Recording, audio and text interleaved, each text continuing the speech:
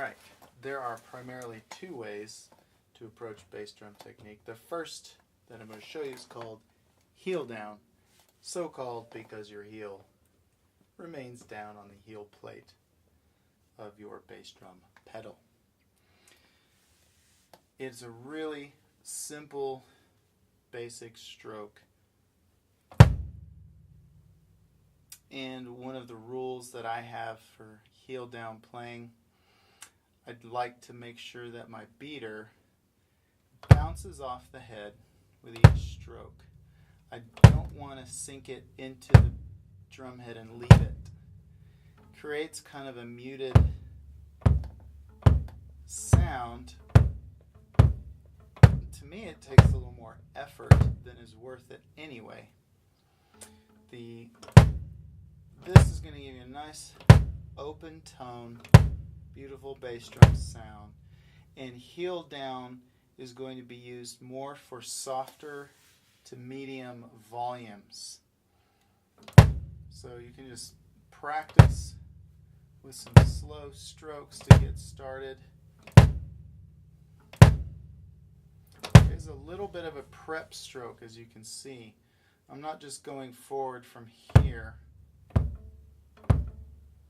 You hardly get any motion there, right? I want to start from further back, so I'm going to lift the foot slightly just for a split second before coming back forward. That's going to give us a much more full stroke.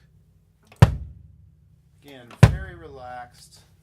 Let the beater come off the head. Simply relax your calf and ankle muscles and all that once the beater has struck the head. Let the spring pull it back off the head.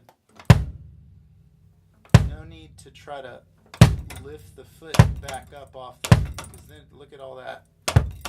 That causes all kinds of problems. Just let the spring do the work. Relax after the stroke. Beater comes off the head. Beautiful bass drum sounds. The next technique is called heel up.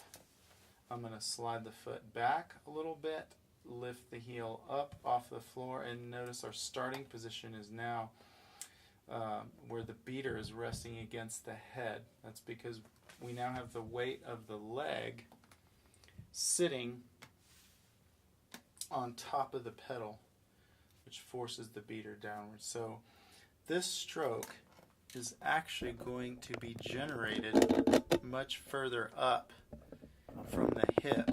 I'm going to change my camera angle so you can see a little bit more what's going on up here. So the stroke starts really right up here in the hip.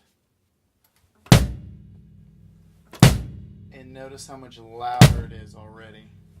It's because we have the weight of the entire leg, the force, that downward force of the weight of the leg, plus our movement of the calf and the ankle are really moving that beater. It is very common, especially in the rock world, probably also your funk and R&B guys, modern pop country. A lot of the players that play at louder volumes will actually do what I said not to do in the heel down, which is what we call sometimes burying the beater. Drive the beater into the head and let it stay there. This is a very common approach for our louder styles. One other version you can use is where you use the heel up but you don't bury the beater. So I'm still going to generate everything at the hip, let the weight of the leg fall. But as soon as the beater has struck, I just relax and kind of fall back onto the heel and let the beater come off the head. That's another approach. Some players are adamantly opposed to burying the beater, so they don't ever bury the beater. Lots of other players do. It can give you a different sort of punchier, more attack on your sound. I don't want to say that it is automatically right nor wrong. You've got to make musical decisions, but I just want to give you some of these tools to work with. I think it's good to be able to do all three of these. Again, heel down,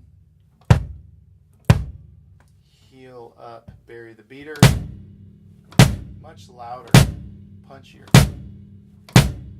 and heel up, don't bury the beater.